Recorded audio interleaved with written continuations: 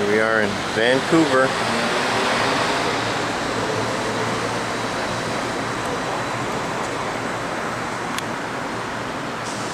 This is off our balcony.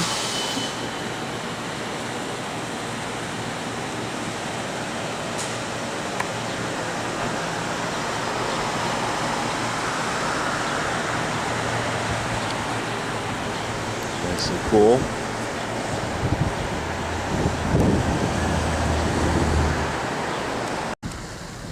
I can't really see.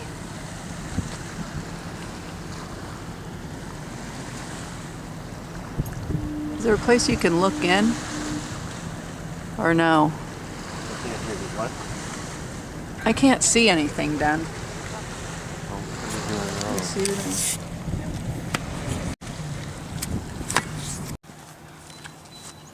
All right, now maybe I can see. Wave. What you doing? Hey, we're at Stanley Park. That's the boats.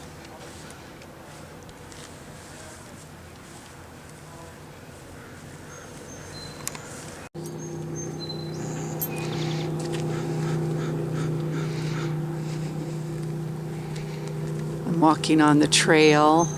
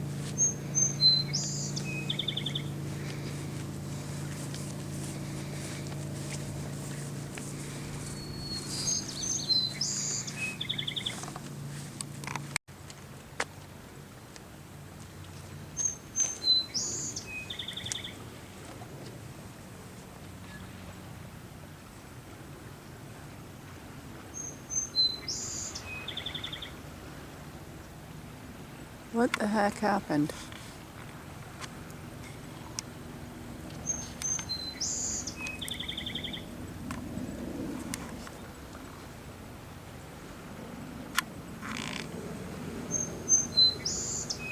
Oh, here we go.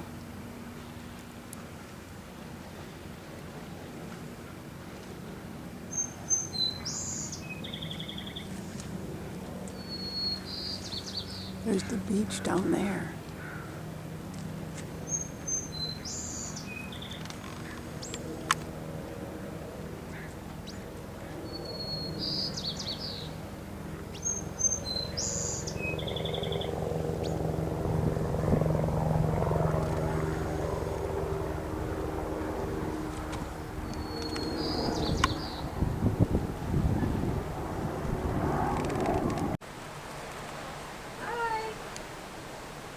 Here's our room. It's our room, which is awesome.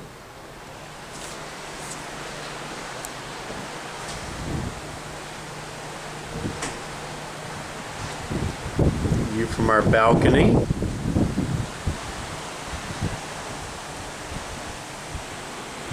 Making good progress.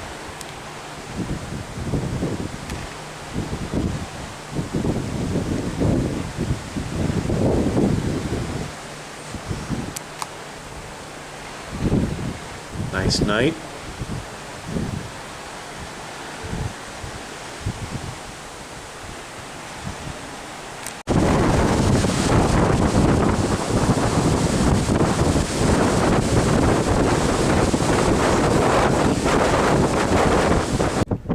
All right, we're going through the Narrows and we're about to come out of the Narrows.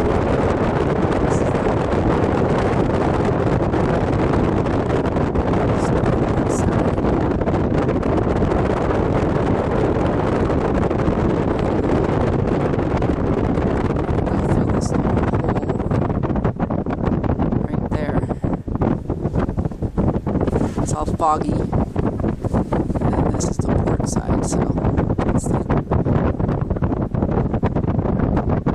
it's just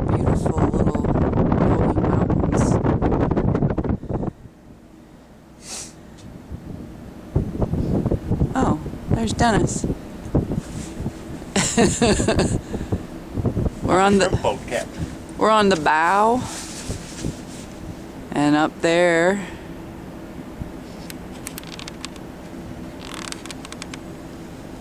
Oh, that's right. I had it zoomed. Okay. We're on the bow of the ship.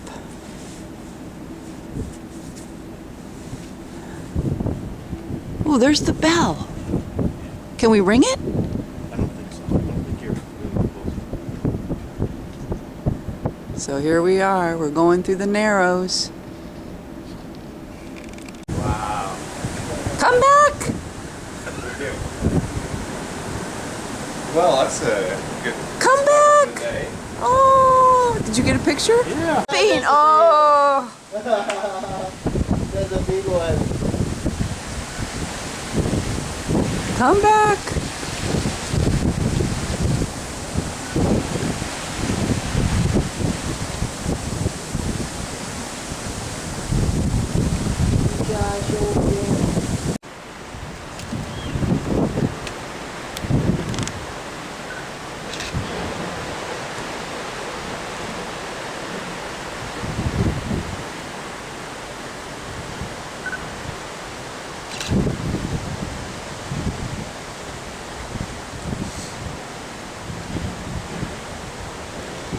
There they are. Whoa.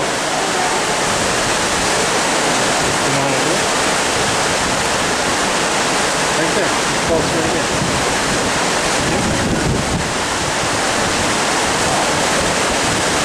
How do you zoom?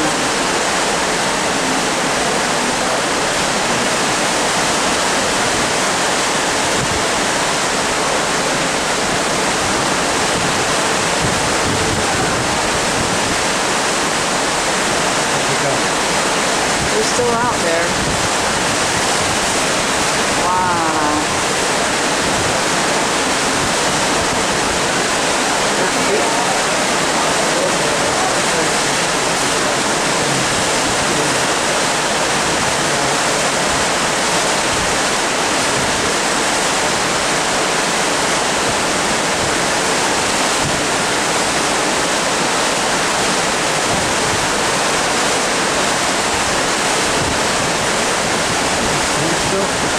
Yeah. Catch it can.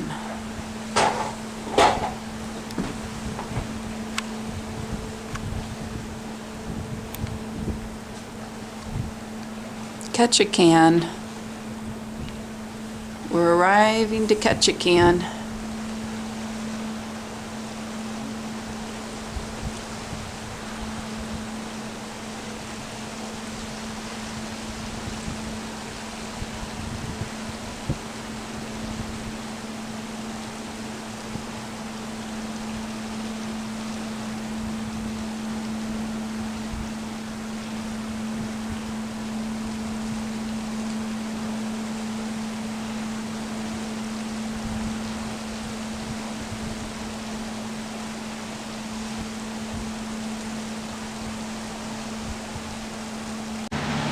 We are in Ketchikan.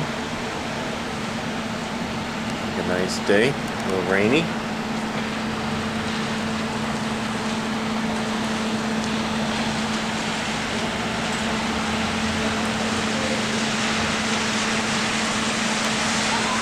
Mountains.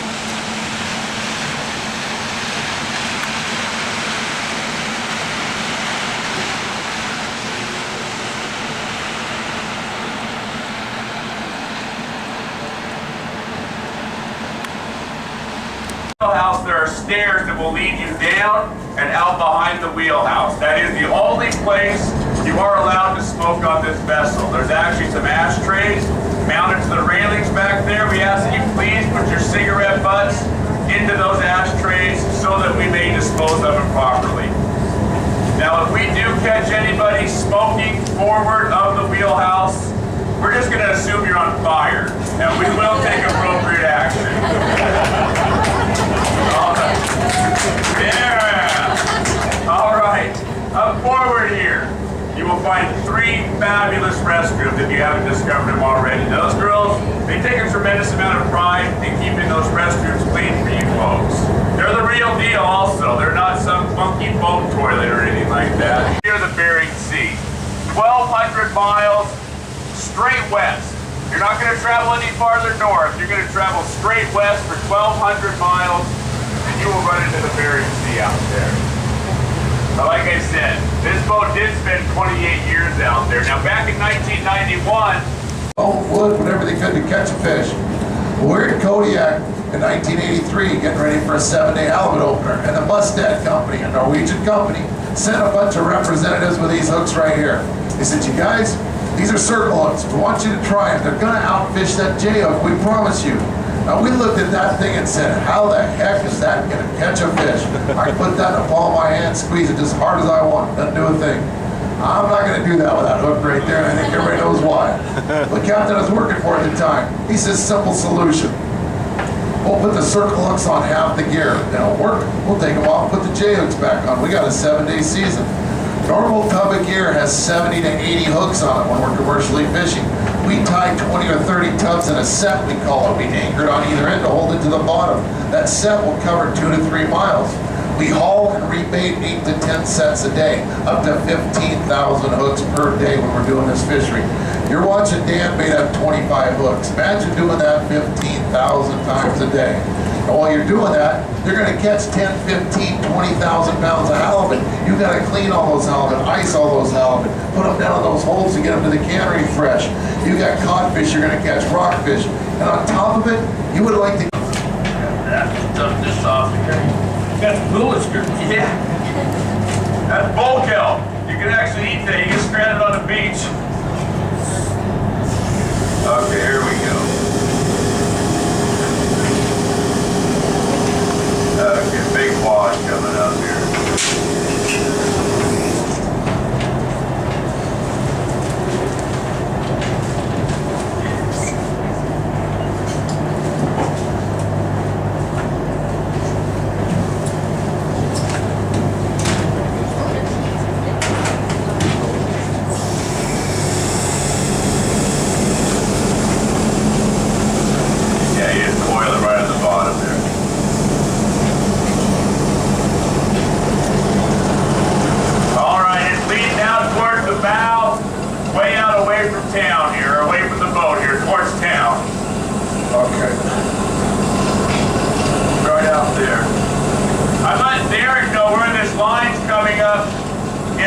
To the boat here because he can't see it from up above.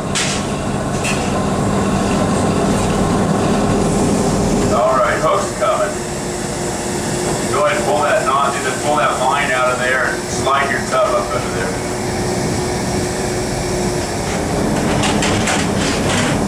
You see that? Yes. Oh.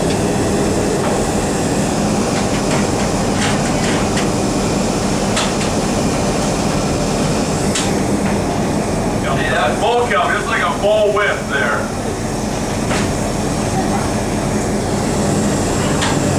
Oh, don't grab those hooks.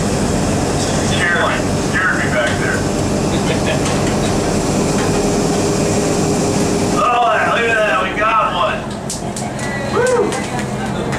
Now once we get these fish on board, then we'll actually be able to hold them up so you can get a peek at them. We'll share some information about them.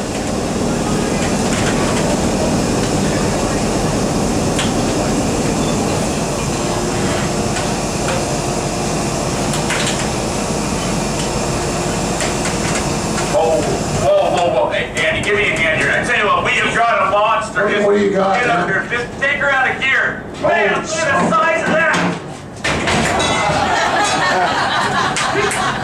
No? I had to do something. That was just cover for the one. That's right. Yeah, I got a photo of that. Yeah. Not getting much out of it this morning. Oh, 150 tubs. 75 hooks on every tub, and we're going to set 25 tubs in a string. That means we're going to tie 25 tubs, one right into the next. Now we only have room up on the rail for 2 or 3 tubs at one time, so that means one man's job is to pack that next tub up, and this is as these hooks are going out. He ties that tub into the tub in front of it, hustles back, gets the next one. You're gonna have to pitch the anchor over on this side.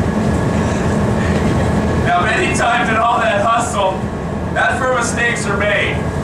I've seen these tubs get tied together backwards. I've seen these tails get crossed. I've seen these hooks fall down in the tub before. You gotta be paying attention at all times. Now, say for example, I've got a hook down in the bottom that I don't see. I've got my hands over the top of these hooks. The other hooks, they're peeling out of here. When that hook comes tight, what it's gonna do is it's gonna grab that line and it'll rip any remaining hooks right up out of that tub. Now these big old meat hooks right here, it will pick a 400-pound fish up off the bottom of the ocean floor. If it gets up into you, set in gear, gets a hold of you, it'll just flip you right over the side of the boat. That'll be the end of it. Oh. Now we don't want that to happen today. But I tell you, if it does, you don't want to miss it. Get that camera ready. All right, Derek, we're ready. Okay, let her go when you're ready. Go ahead. Let her go.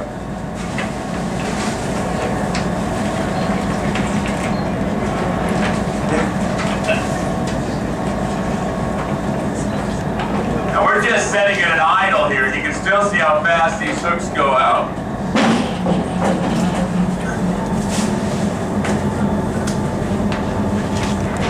If you go up to one of our local restaurants and you order rockfish or snapper off the menu, you're going to get one variety or the other of this bugger right here.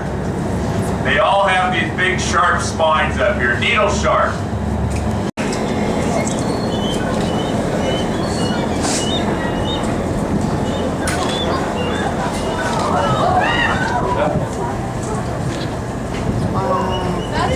Let's go on top.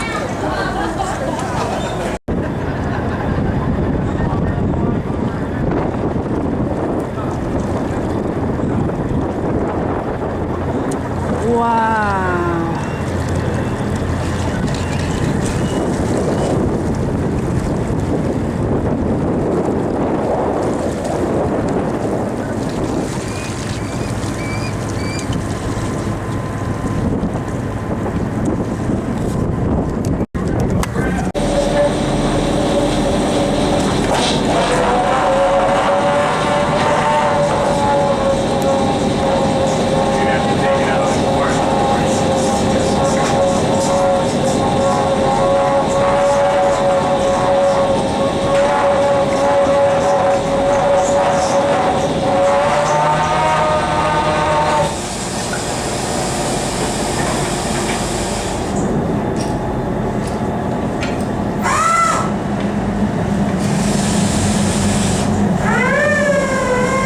Here it comes. I'll land it right there.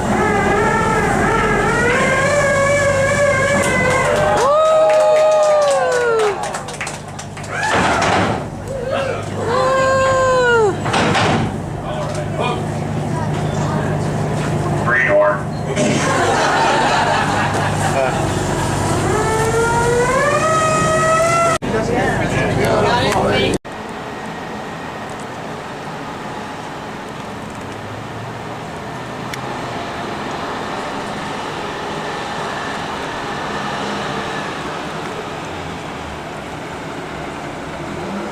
Down Ketchikan.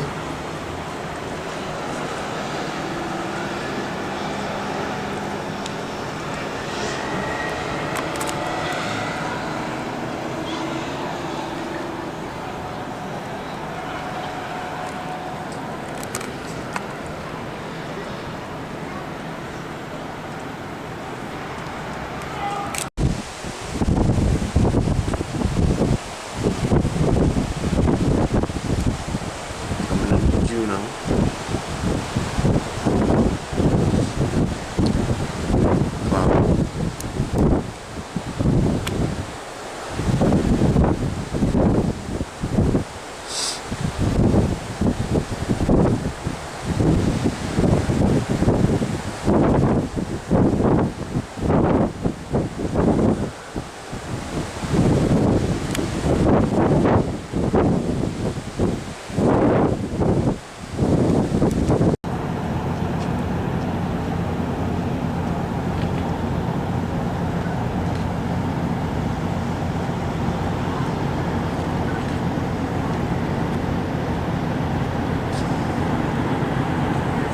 about to go whale watching.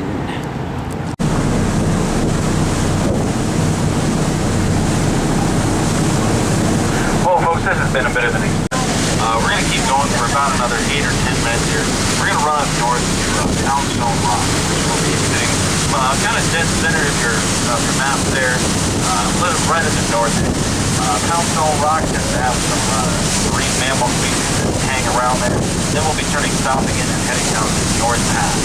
We have one of our... These guys are a lot bigger than we have here. They can get up to 2,000 pounds.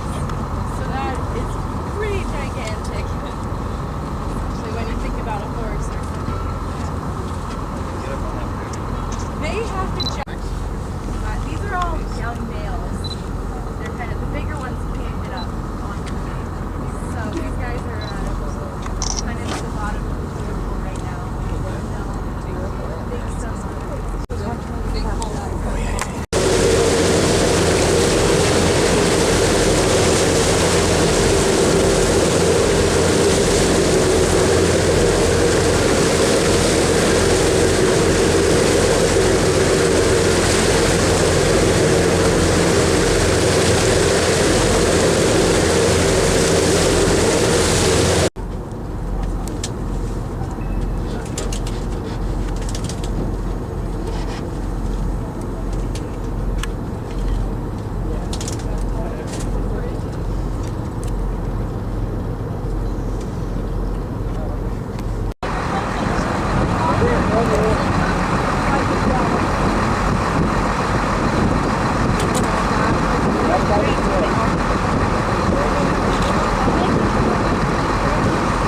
Alright, folks, the gig is up, check it up, house, bone, and meat on that whale.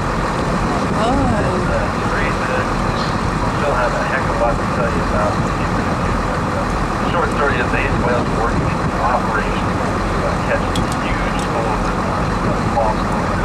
This is really cool. This is really unique. Wow. I am going to just hike down here and let you folks enjoy these whales.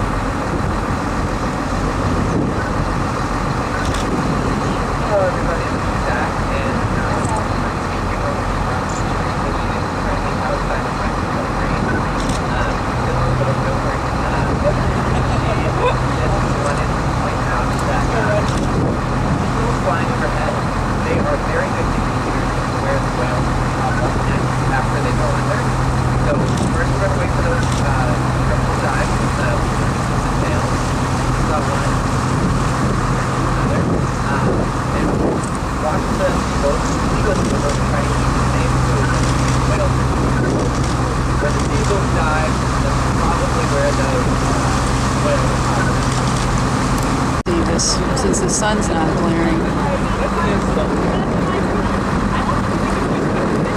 don't know how much.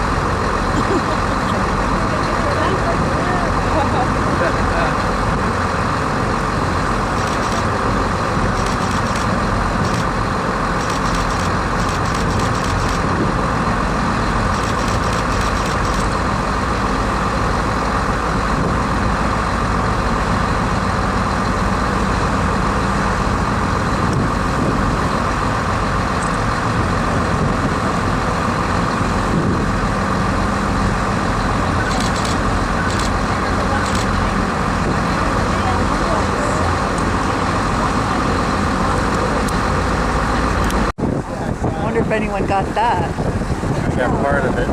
No, you weren't prepared for that. Wow, You guys need to give me a little more.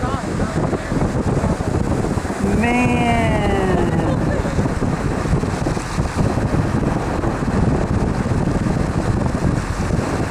Oh my goodness.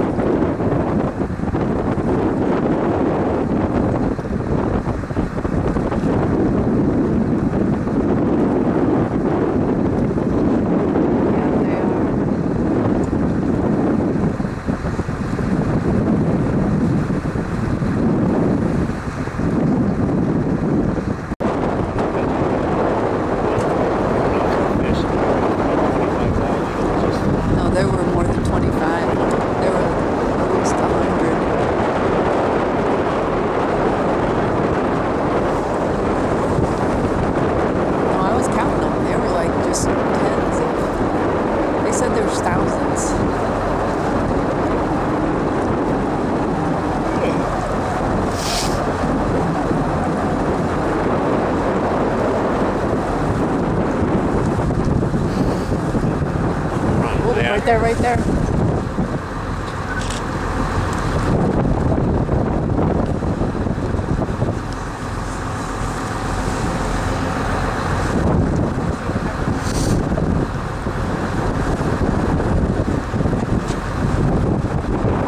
Jump. There he is. Oh, they're all split up now.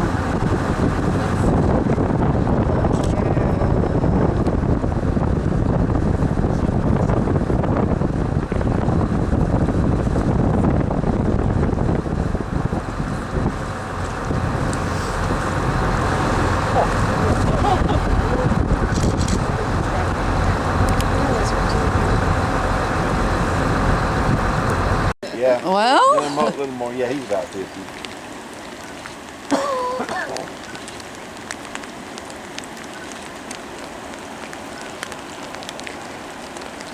They already been there. Nowhere near the falls yet. Well, we all get back there and they're not on the boat. When those gold beaters arrived in Skagway, Where are we? they stepped off the boat on the faced with the Yukon Pass Railroad. I'm on west of Skagway and hike over the Chilkoot Pass, or they can start right here in Skagway and hike up this path that we're traveling in, the White Pass. And the White Pass trails are really closely paralleling this entire time. Many people chose the White Pass trail because it was advertised as one where you could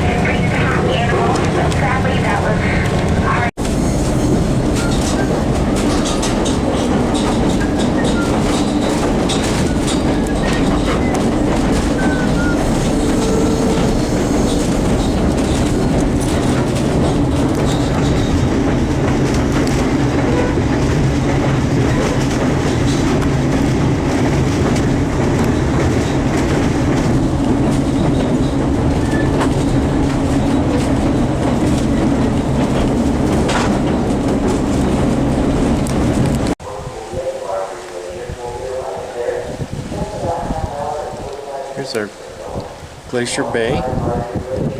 Bunch of ice floating.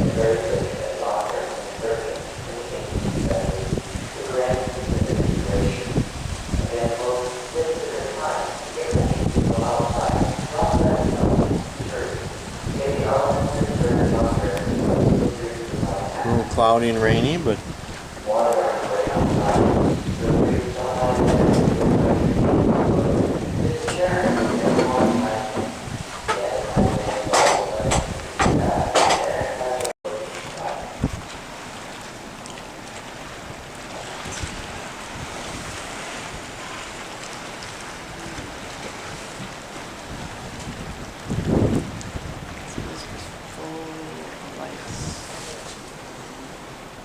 where are we?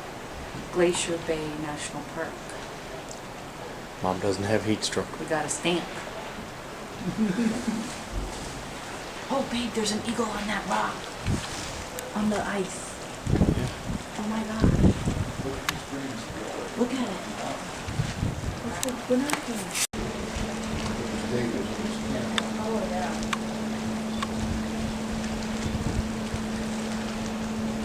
Turn up the bottom. Down there.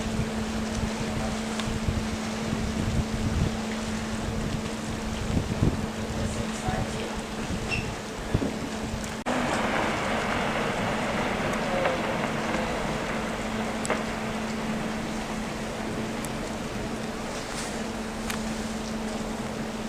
Glacier.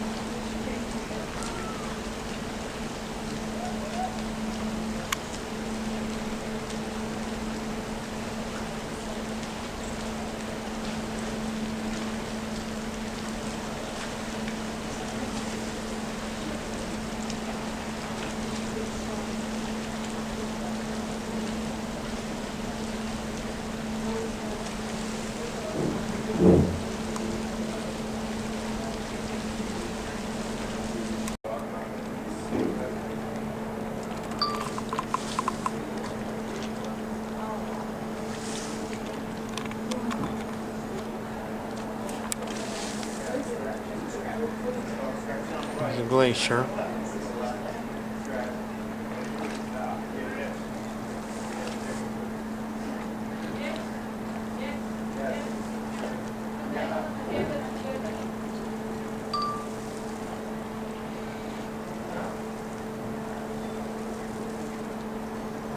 Waiting for a big chunk to fall off.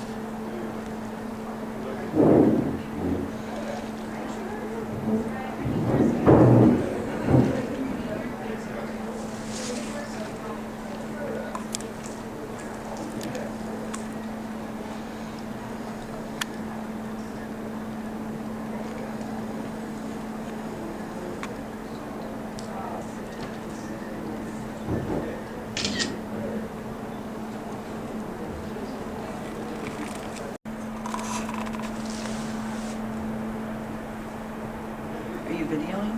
Yeah.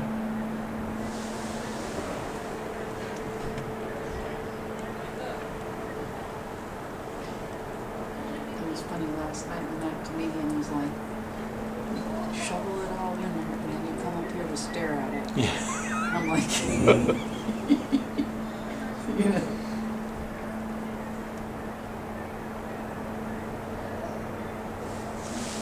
This is like thousands or hundreds. Let's see, this is. That's where it just 17, fell off 16. from right over there. This is hundreds of years old ice, Yeah. right? Yeah. 1600. It's like Ice Age. 400-year-old ice.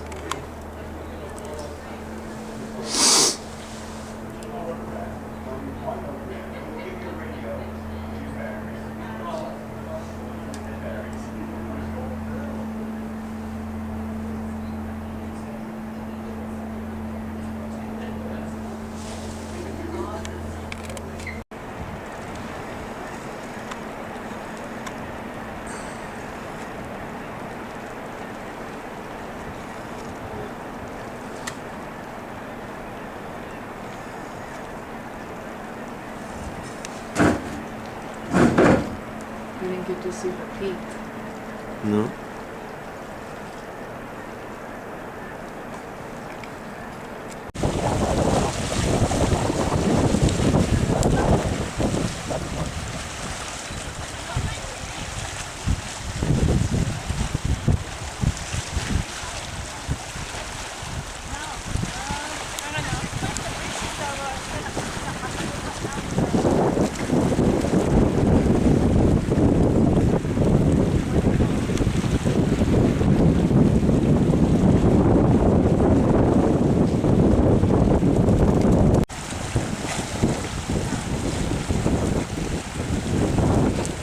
Where are we? On our way to Anchorage. Anchorage? I thought we were going to Denali. Well, we're going through Anchorage, eating lunch, and then going to Denali. Oh, what's this called? Some lake. Yeah. There's a glacier here. Right there.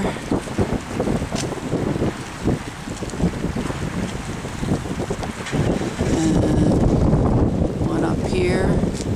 Ooh, that's a good one. There's my belly. Okay. Oh, there he is. Isn't he? Oh.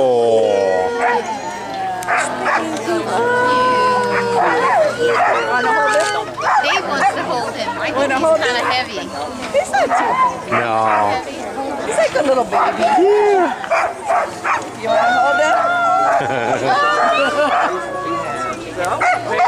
We're at the Husky Homestead tour. Yeah.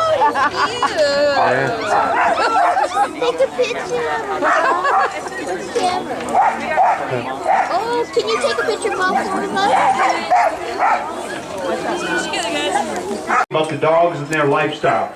You know, the Iditarod definitely is a big deal, but it's only a couple of weeks of the year. When you get 50 dogs in your front yard, a part of every day goes to the dogs, and that's first what we want to share with you. So we will talk about this breed of dog called the Alaskan Husky. We'll explain why the dogs may not be as big as you expected them to be, or as hairy, and I know they're way friendlier than what most people expected our dogs to be. But if you're like many of our guests whose sole knowledge is sled dogs, you got right from the experts. Experts like porch, hang a left, 3 modern restrooms right down there. Feel free to use them at any time. Gonna make you a couple promises here. First promise is, Tim's gonna be very happy you came to visit us. I think it's not only gonna be entertaining, it's gonna be very knowledgeable as well. Second promise is, I promise to have you back to your hotel before dark, so please don't worry about that. I'm going to turn this over to Chase. I'll see you all again in about 30 minutes. Enjoy yourself. Here they go. Hey, they're running well tonight. Good stuff, good stuff. Now Bailey has a double coat system. On the outside, he's got a coarse guard coat. And it's an oily, wiry kind of coat. And what it does is it sheds the wind and the rain and the ice and snow or whatever's going on with nature that particular day. Underneath that, when I pet him, you might see a lighter coat come through. And he loves it so much. That undercoat, it's an insulation layer. It's what keeps the heat in. So the two coats together, it works much like me wearing a fleece or a sweater with a Gore-Tex raincoat over the top. Keeps the heat in, keeps the elements out. But it is not what makes them warm, it's what keeps them warm. The misdemeanor litter, suspect burglar venison note. He is obsessed with that wheel. He'll run all day if he could. He actually generates my electricity in my cabin. I'm lying. He's a good boy. He's showing up. Yeah. Let's see if he can finish his routine, folks. And here we go. Wait for it. Wait for it. And there it is. Folks, let's give Suspect a round of applause. He did a great job for us. But folks, I want to thank you so much.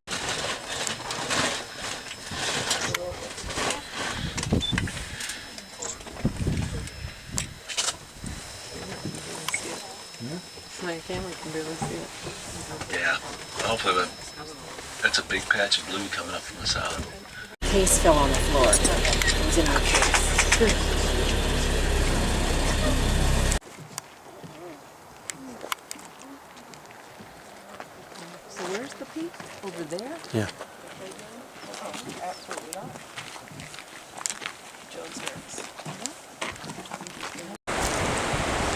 Where are we?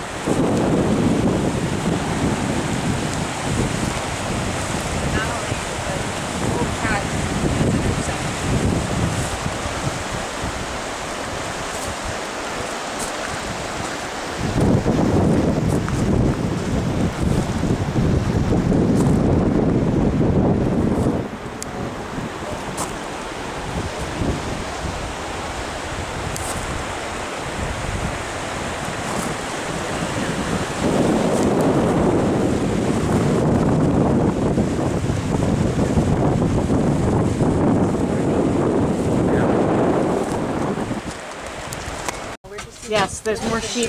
There's more sheep at about Yeah, you'll see between like 2 and 3. Sheep up high? 2 to 3? Yeah. Yep. to the right. To the right. Yeah, so you have the herd, and then you go over to the right. Maybe 50 yards. Yeah. Still in the green, straight to the right of it. Did he say caribou up there? We are at the visitor center. Erica. Clouds have moved in. This is the Ellison Visitor Center. There's a bunch. There's a critter. Oh. He's looking for people food.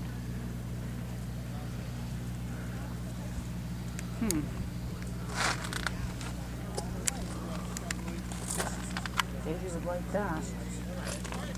Yes.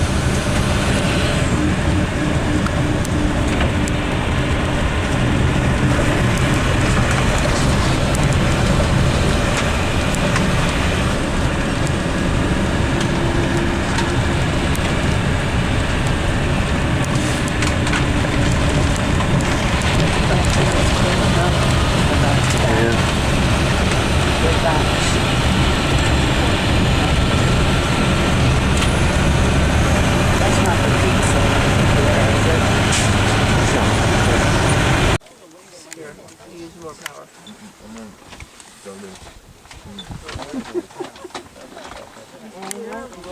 Yeah.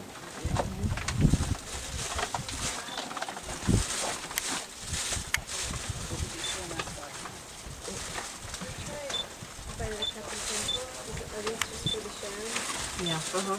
Try pulling him. You want to try it? Fruit Loop? I don't know, It's we might like get their him slightly better angle down. It's like their thing. You want to try it? Drainage by pulling him a few bus lengths. I was thinking. Well, shot, I think. You know,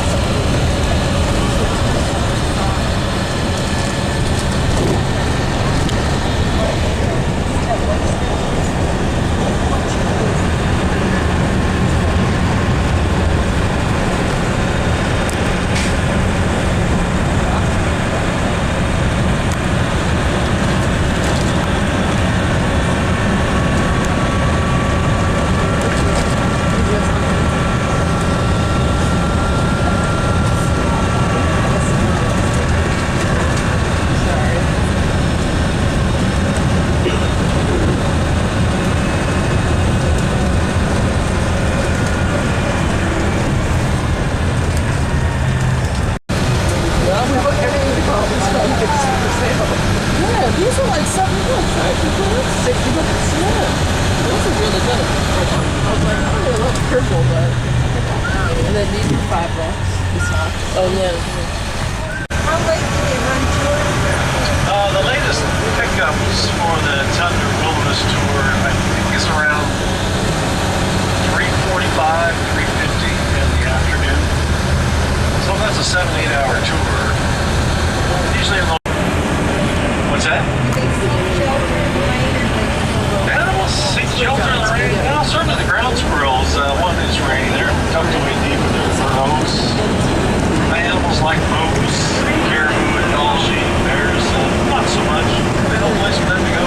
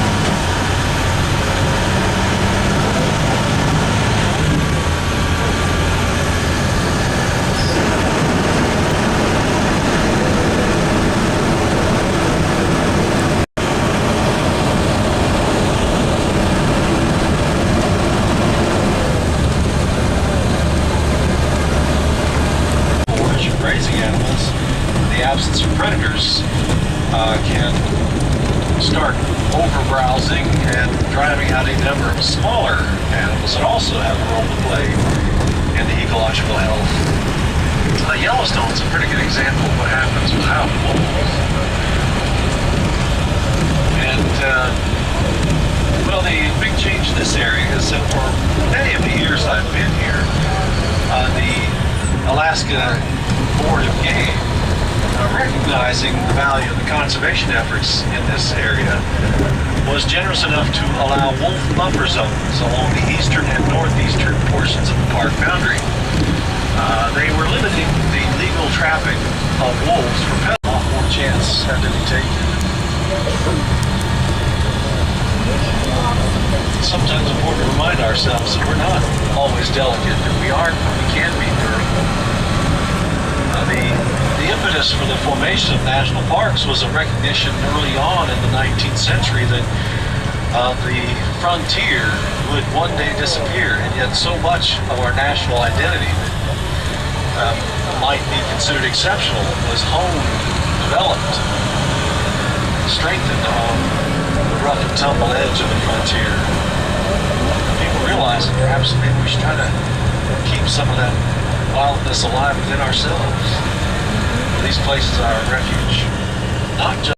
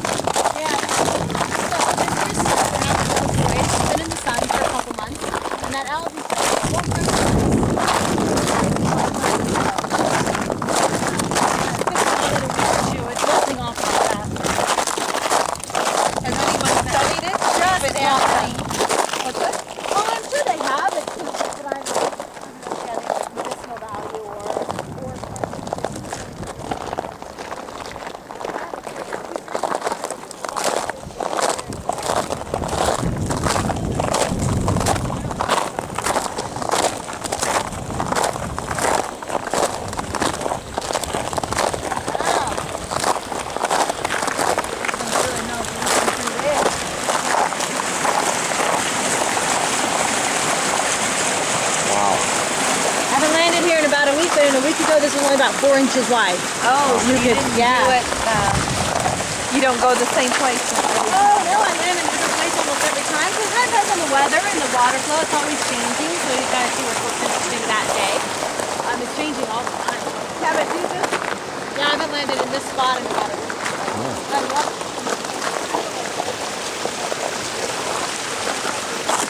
A lot of the green. They're more like Not vegetarian. as much of a protein diet. They do eat protein. They've got, like I said, plenty of moose, and, especially the smaller animals, and the ground squirrels is a huge part of it. If you ever come across one burrowing, it's like you'll see them digging. And that's what they're doing. Is the ground squirrels? They're not like There were a typical ton tree of squirrels. those, We have tree squirrels all over up here, but in the tundra, they're ground squirrels. And they burrow. If you're saw a walking lot across of the those. tundra, you'll see the little burrows. And Yeah. they're little short-tailed gray ground squirrels, and that's the main part of them. It's a huge part of the business side. It's cool to watch them chase them because they do all of a sudden, there's a bear, you're just kind of watching the bear go across, all of a sudden he just clears and goes down. And you just see dirt flying in there. He's chasing those ground squirrels. Just to get them. That's what they eat.